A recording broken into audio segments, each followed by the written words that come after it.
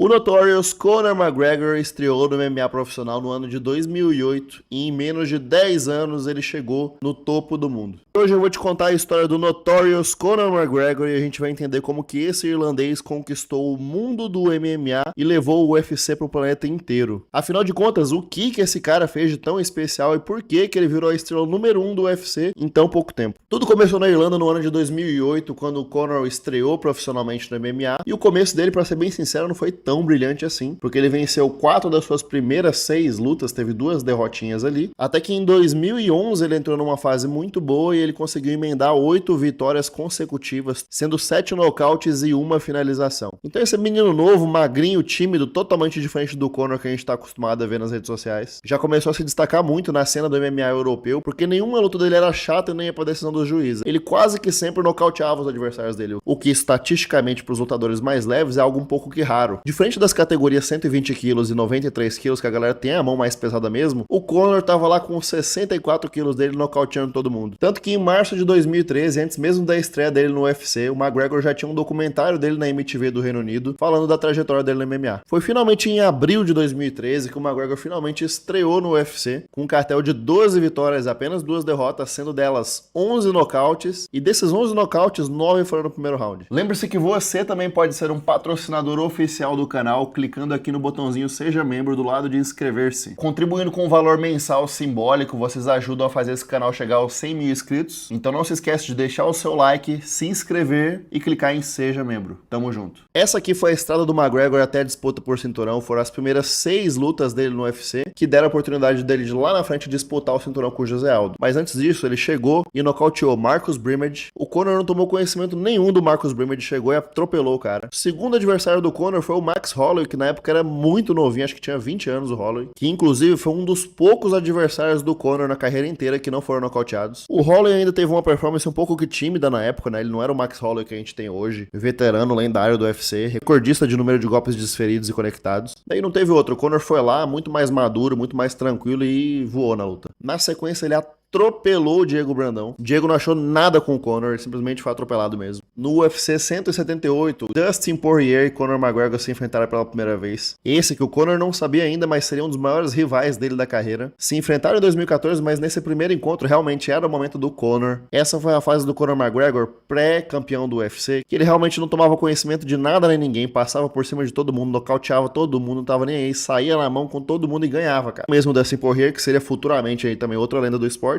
Mas assim como o Max Holloway, nessa época o Dustin Poirier ainda tava verdinho, o diamante não tinha amadurecido ainda, não tava ainda polidinho. Então o McGregor foi o primeiro lutador a nocautear Dustin Poirier na carreira. Na sequência ele passou o carro no alemão Denis Silva, e aí após 5 vitórias avassaladoras consecutivas no UFC, ele teve a oportunidade de disputar um cinturão interino do UFC. Nessa altura do campeonato, pra gente entender melhor a timeline, aqui, mesmo o McGregor sem ser campeão ainda, ele já tava num trash talk absurdo com o Aldo, porque o McGregor lá em 2013, ele estreou no UFC falando, eu vou ser campeão. E o Aldo já era macaco velho, viu lá um carinha novo chegando, falando que ia chegar e ia dominar tudo e não deu muita bola. Passou 2014, o McGregor continuou latindo lá e batendo panela e fazendo barulho, vou ser campeão, é tudo nosso, nada deles. Novamente o Aldo, como eu falei, né, tava ali há muitos anos invicto já, trocentas mil defesas de cinturão. Nessa altura do campeonato, o McGregor era tipo aquele cachorro pincher do vizinho que fica latindo, tava ali incomodandinho ali, né, mas deixa quieto. Daí quando o McGregor passou o carro no Denis Silva e ele foi pra disputar o cinturão, Aldo se lesionou, eles iam se enfrentar ali em julho de 2015, só que o Aldo lesionou e por isso, Chad Mendes, que já era mais veterano da categoria, e McGregor disputaram o cinturão interino. Chad Mendes, inclusive, que já havia lutado com o Aldo, já tinha perdido, né, mas tava ali mais uma vez correndo atrás do cinturão. O McGregor virou antes mesmo da luta e falou, irmão, vou nocautear ele no segundo round. E depois de um primeiro round apertado pro McGregor,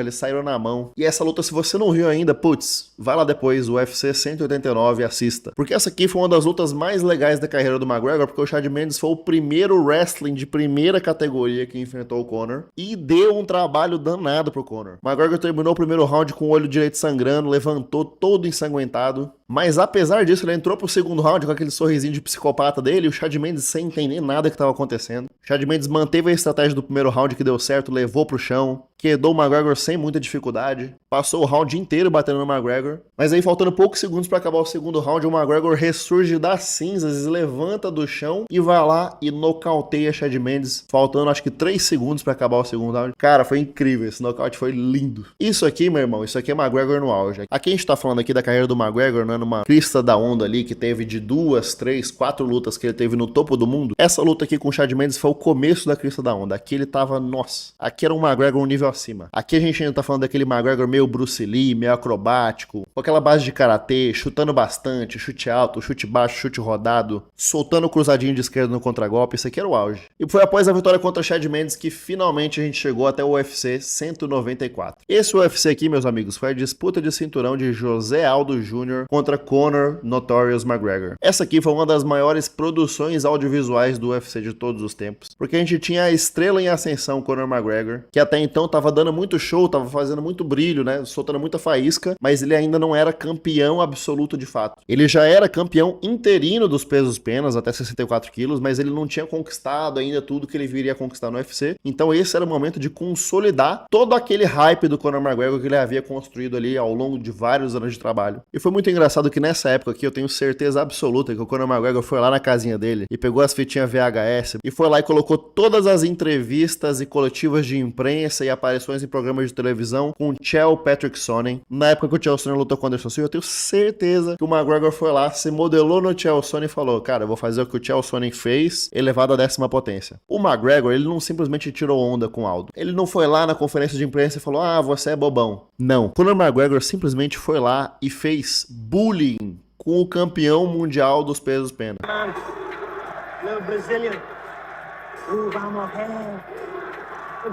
Otário, otário! Otário, otário! You know what that means? Pussy. Águia, Visão além do alcance. Visão além do alcance. Isso eu tô perfeito. Antes de o cara pensar em fazer qualquer coisa, eu já vi o movimento. Esse negócio que falar que é bom, que é não sei o que, não. Se eu vou no meio, eu ganho. Sou a máquina. Foi nascido pra vencer. Isso que ninguém tem. Respeitar o atleta, como eu falei já, né? Respeitar, vou respeitar, não importa quem seja. Mas quando chega lá dentro, o respeito acaba. Aí eu chego e venço. Ele desrespeitou e tirou onda de todas as formas possíveis e imagináveis que a gente conseguir citar aqui. Com o José Aldo, que tava há trocentos bilhões de anos sem perder nenhuma luta, e campeão absoluto, que nunca perdeu no UFC. A gente tá falando aqui do José Aldo, do auge do auge. A gente tá falando do José Aldo, que era basicamente o Anderson Silva da categoria dele. E aí tu imagina a audácia do irlandezinho loirinho chegar e falar um monte de coisa pro Aldo, e falar que, ah, você não é de nada. Ah, porque eu vou chegar e vou tomar tudo que é seu. Cara, foi simplesmente um esculacho. O que o McGregor fez na época dessa luta aqui foi um negócio sem precedentes. E é claro que o Dana White, os irmãos Fertitta e o UFC, eles estavam achando lindo isso aqui. Porque nessa de polêmica e de desrespeito e de ir em programa de TV, fazer circo e dar entrevista em trocentos bilhões de lugares e fazer graça e postar no Instagram, essa aqui foi simplesmente uma das maiores lutas do UFC de todos os tempos em bilheteria. E o resultado dessa luta, que absolutamente ninguém poderia prever, foi que o Conor conseguiu entrar na cabeça do nosso campeão José Aldo e simplesmente no primeiro round, em 13 segundos, o McGregor nocauteou o Aldo com um contragolpe.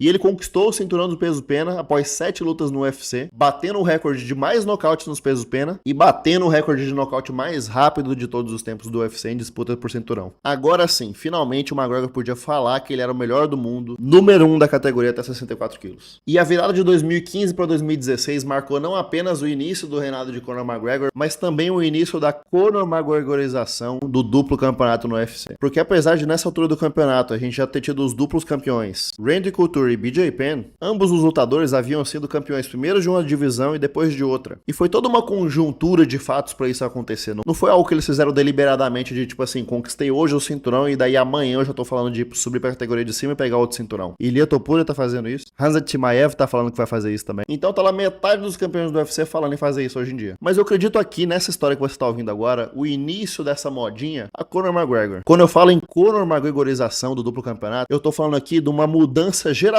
que a gente tem de campeões do UFC, que antigamente ali naquela geração dos anos de ouro ali, dos anos 2010 e pouquinho, eram campeões que conquistavam seus cinturões e defendiam 4, 7, 8, 10, 11 vezes o cinturão. Era uma galera que passava a década defendendo o cinturão da mesma categoria. E eles viraram os GOATs das suas respectivas categorias. Em 2015, quando o Conor McGregor vai lá e tira o trono do José Aldo, que inclusive era um desses GOATs, antes mesmo de falar em defender o cinturão dos penas, o McGregor falou: tô indo pros leves. O campeão dos leves nessa época era ninguém mais, ninguém ninguém menos que o nosso brasileiro Rafael dos Anjos, que iria enfrentar o McGregor no UFC 197. Rafael se lesionou e já no UFC 196, uma edição antes, apenas 2 edições do UFC depois do McGregor ganhar o primeiro cinturão dele, lá estava ele correndo atrás de cinturão mais uma vez, só que dessa vez a categoria de cima. Mas como o Rafael dos Anjos se lesionou e não pôde enfrentar o McGregor logo de cara, quem assumiu essa bucha foi o nosso gangster Nate Diaz. Eles se enfrentaram no UFC 196 e menos de 3 meses depois da vitória contra José Aldo, lá estava o McGregor de volta, só que dessa vez a luta não foi nem nos penas e nem nos leves. O McGregor lutou pela primeira vez na carreira nos meio-médios com 77 quilos, quase 12 quilos acima da categoria de peso original dele. E nessa luta de peso casado, que não estava valendo cinturão nenhum, que foi só uma saída de mão com o Nate Diaz, o McGregor teve a primeira derrota dele no UFC, tomando um mata-leão por nosso gangster americano. É claro que ele não ia logo no auge da carreira dele perder pro Nate Diaz e deixar passar barato assim. Foi por isso que eles se enfrentaram novamente no UFC 202. E, infelizmente foi nessa época que a gente começou a ver também os primeiros sinais de instabilidade emocional de Conor McGregor, quando 3 dias antes da revanche com o Nate Diaz, McGregor e a equipe do Nate Diaz começaram a bater boca numa conferência de imprensa, e aí começaram a xingar o McGregor, jogaram uma garrafa d'água na direção dele, e em resposta, McGregor simplesmente começa a arremessar latas de Monster na direção do Nate Diaz. Errando todas as latas, nenhuma pegou no Nate, mas uma delas pegou num dos seguranças, pra quem o McGregor depois teve que pagar $95 mil.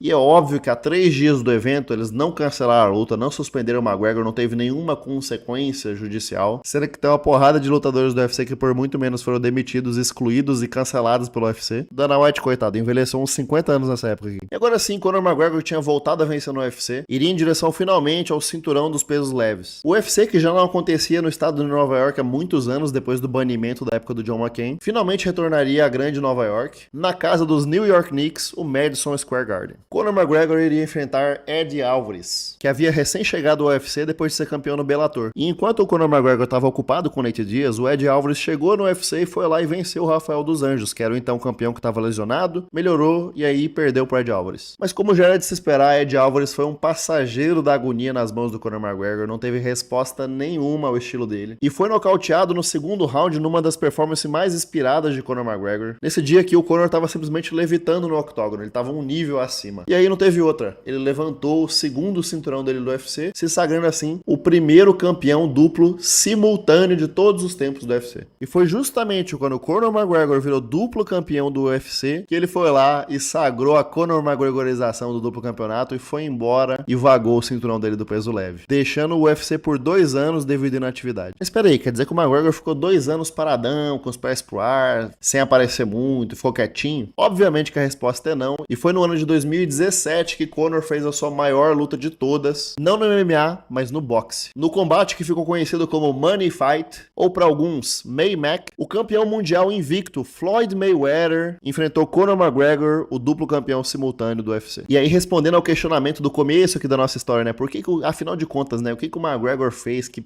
marcou tanto, que foi tão inédito, né, o que ele marcou a época, por que ele tá marcado na história do esporte? O Conor McGregor não fez apenas a Conor McGregorização do duplo campeonato, ele conseguiu esse duplo campeonato de forma absurda, coisa de cinema, ele venceu um cara absoluto, que era o Aldo, em 13 segundos, consecutivamente foi lá e virou duplo campeão simultâneo, e aí o McGregor capitalizou o maior crossover de todos os tempos da história do esporte, em termos de audiência, visibilidade e receita também, óbvio, num combate que, de forma nenhuma, foi a primeira luta de crossover de esportes. Aqui no meu canal mesmo, eu já falei da luta de Anthony Inoki com o Muhammad Ali, porque o Floyd e o Conor abriram a porteira para uma série de outros lutadores que fizeram combates parecidos com esse aqui. Inclusive, eu vou além, essa luta aqui foi a precursora das lutas de boxe de influenciadores do mundo. Foi por causa desse evento maravilhoso aqui que a gente teve anos depois, Jake Paul e Mike Tyson. Vamos trazer um exemplo mais nosso do Brasil, Popó e o Whindersson Nunes. A luta de Conor McGregor e Floyd Mayweather vendeu simplesmente 5.300.000 pacotes de pay-per-view. E obviamente o Conor perdeu essa luta, porque apesar da gente estar falando aqui de um Floyd Mayweather já velho, fora do auge, que tava ali com 40 anos já, e o Conor tinha 28 aninhos nessa época da luta. Mas querendo ou não, nós estamos falando do Mayweather, que é um dos maiores boxeadores defensivos de todos os tempos, contra golpeador. Mas em agosto de 2017, apesar do Conor ter perdido a luta, ele venceu a guerra. Porque apenas com a promoção dessa luta foram mais de $100 milhões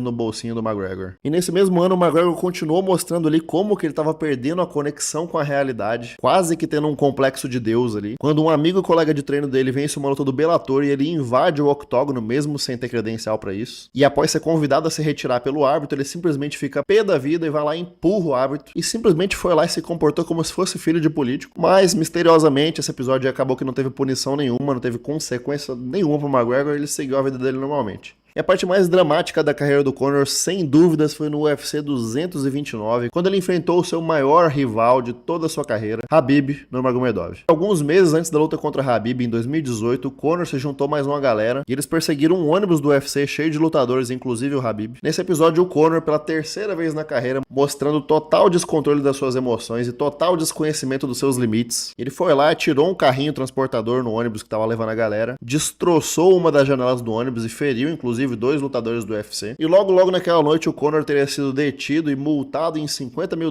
no episódio que marcou ali a primeira vez que ele foi preso na vida. Ele ficou preso de fato uma meia hora, saiu na mesma noite, pagou a própria fiança, vazou dali e posteriormente todas as queixas foram retiradas e o pano foi passado pro McGregor? Foi. Mas independente do esforço do McGregor naquela noite, Khabib Nurmagomedov virou campeão dos leves, vencendo o Al e a quinta, e se tornando o novo campeão peso do leve do UFC. O suposto motivo da ira do Conor naquela noite foi que o Khabib havia se envolvido numa discussão com um amigo do Conor. Eles bateram boca e tal, e o Conor quis defender o amigo dele. E foi uma reação do McGregor completamente proporcional e madura, né? O cara realmente sensato. Finalmente, em outubro de 2018, Conor McGregor e Khabib Nurmagomedov iriam se enfrentar naquele que foi o maior evento pay-per-view de todos os tempos do UFC, quebrando todos os recordes e vendendo 2.400.000 pacotes pay-per-view. E se vocês acham que na luta contra José Aldo o Conor fez trash talk, com o Khabib ele fez 10 vezes pior. O Conor desrespeitou o Khabib de todas as maneiras possíveis e imagináveis. Mas aí o nosso amigo daguestanês foi lá e mostrou o que veio e dominou o Conor McGregor em 4 rounds. Dando o sufoco da vida do Conor, que até conseguiu dar umas porradinhas no Khabib nos poucos segundos que ele ficou em pé, mas ele simplesmente dominou o Conor de maneira sufocante. Tão sufocante que foi no 4º round que o Khabib pegou ele no mata-leão e o Conor deu os 3 tapinhas. Mas pra quem achou que a luta tinha acabado no 4º round, foi após a vitória do Khabib, que ele imediatamente tirou o protetor bucal, apontou pra equipe do Conor, e aí ele saltou do octógono e pulou dando uma voadeira já no treinador do Conor. E aí vários atletas do UFC se envolveram na briga, que virou uma briga generalizada mesmo, uma porradaria completa. Isso aqui, inclusive, foi um negócio que jamais havia acontecido e jamais se repetiu na história do UFC. E se eu tivesse que apontar um momento exato no qual Conor McGregor se perdeu, foi exatamente nessa noite de 6 de outubro de 2018. Porque mesmo chegando ao topo do mundo e sendo duplo campeão do UFC, tendo uma família linda e tendo tudo que um homem pode conquistar no mundo, foi nessa noite que o Khabib tomou a alma do Conor. Conor McGregor ficaria 1 ano e 2 meses afastado do UFC depois dessa derrota. E os sinais do início do fim vieram logo depois da derrota pro Khabib. Quando no comecinho de 2019, o Conor jogou o celular de um fã no chão após uma provocação, sendo preso pela 2ª vez na carreira e multado em $11 mil.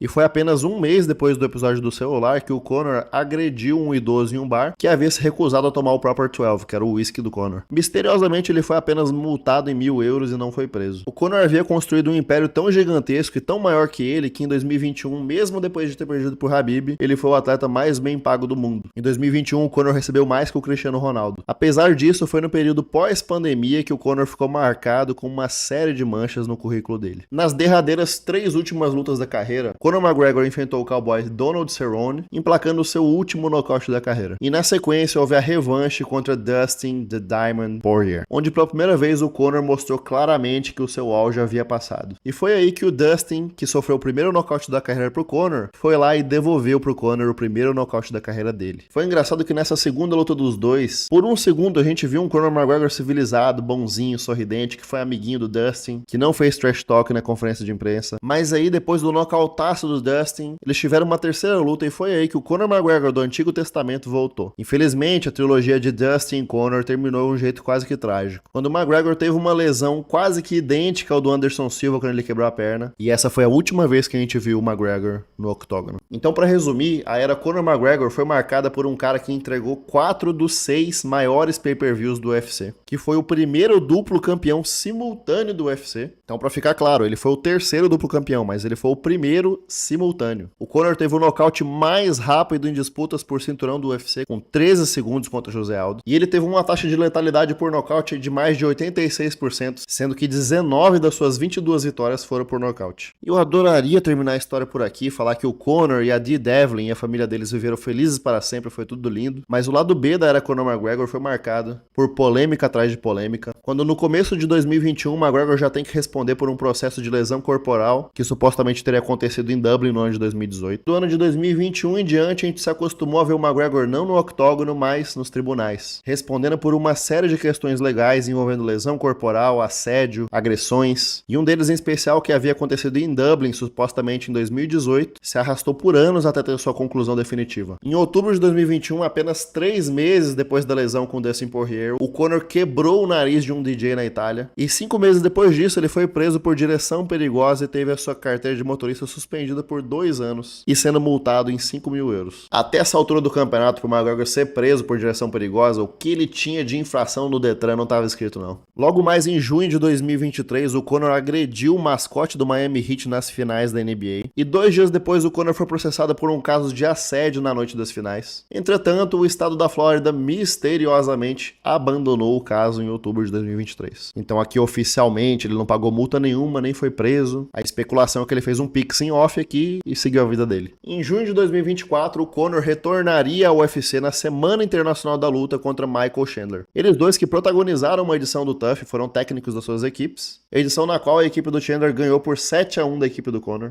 o que não choca ninguém, né, porque o Conor McGregor é o maior fã dele mesmo. Entretanto, mesmo ninguém esperando absolutamente nada dessa lutinha dos dois aqui, poucos dias antes da luta, o McGregor abandonou o barco e falou que quebrou o dedo mindinho do pé. Ele que passou a carreira inteira falando que não corria de luta nenhuma, que correr de luta is for pussies, que defendia que se o cara tiver com machucadinho tem que lutar machucado mesmo, terminou a carreira dele fugindo de uma luta por causa de um dedinho do pé quebrado. E eu não tô aqui de forma nenhuma falando que ninguém tem que lutar machucado não, nem que ele tava errado. Eu já quebrei 2 dedos do pé, eu sei a dor que é quebrar um dedo do pé, ainda mais tendo que chutar. Mas vamos combinar que é no mínimo engraçado o cara levantar essa bandeira a carreira inteira e terminar essa mesma carreira pulando fora de uma luta pouquíssimos dias antes por causa do dedo mindinho do pé. No frigir dos ovos foi melhor pro fã de UFC eles não terem lutado, porque a gente teve o nosso Alex Poatan passando o carro no Jiri Prochazka pela segunda vez e foi lindo esse evento. Foi apenas no ano de 2004 que no processo civil Nikita Hand, que alegou ter sido espancada e violada pelo Conor lá em 2018, foi pros tribunais, entrou num ringue meio diferente com o Conor McGregor e no dia 22 de novembro ela venceu, entregando para o McGregor a derrota mais amarga de toda a carreira dele, e o júri deliberou que McGregor era culpado no caso de estupro,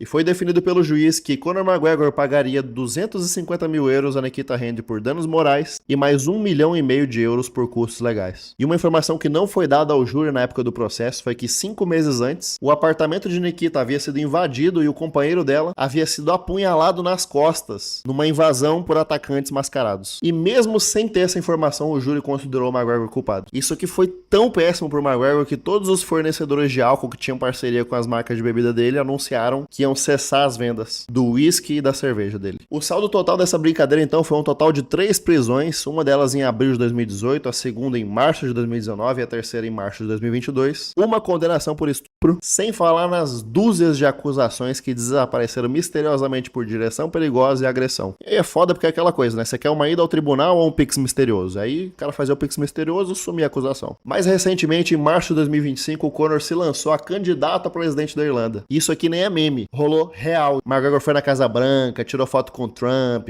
posou de político. Mesmo após a recente condenação em caso de violência sexual 4 meses antes, o cara se lançou a presidente do país. Obviamente, o Conor falhou em conseguir o apoio das autoridades locais irlandesas para a candidatura dele, e aí ele foi lá e apelou para uma petição de candidatura com os seus 46 milhões de seguidores no Instagram. Antes de gravar esse vídeo, eu fui lá ver a petição dele, que tá no link da bio dele, inclusive, e tinha apenas 16 mil assinaturas. Se tu fizer as contas aí, 16 mil é 0,034% de 46 milhões. E foi nessa trajetória cheia de altos e baixos, aos trancos e barrancos, nessa tempestade perfeita, que nasceu a lenda de Conor McGregor, que inspirou milhões de pessoas e lutadores e futuros campeões do UFC do mundo todo, que foi pioneiro num monte de coisa, que deu uma aula de marketing pro mundo, que ensinou todo mundo a jogar o jogo da atenção, que deu um show de artes marciais no octógono, que fez o impensável contra campeões mundiais, que se imortalizou e levou o UFC pro mundo e transformou MMA num dos 5 esportes mais assistidos do planeta. Conor McGregor não teve reinado, não defendeu o cinturão, abandonou os 2 castelos que construiu e deixou as traças do castelo que era a família dele. E ainda há quem acredite que o McGregor vai conseguir achar o caminho dele de volta do buraco que ele mesmo cavou e voltar a lutar no UFC. Há quem diga que o McGregor é uma espécie de coringa mercenário do UFC, que é doido por dinheiro, mas ao mesmo tempo só quer ver o mundo pegar fogo. E você, acha que ele volta? Partying is weakness for the soul, my friend, so I try and avoid it. Partying is weakness for the soul, my friend, so I try and avoid it. Se a história do Conor valeu a pena o seu tempo, por favor, lembre de se inscrever aqui no canal e clicar no botãozinho hypar para esse vídeo chegar no máximo de pessoas possível. E eu te vejo do outro lado pro próximo conteúdo.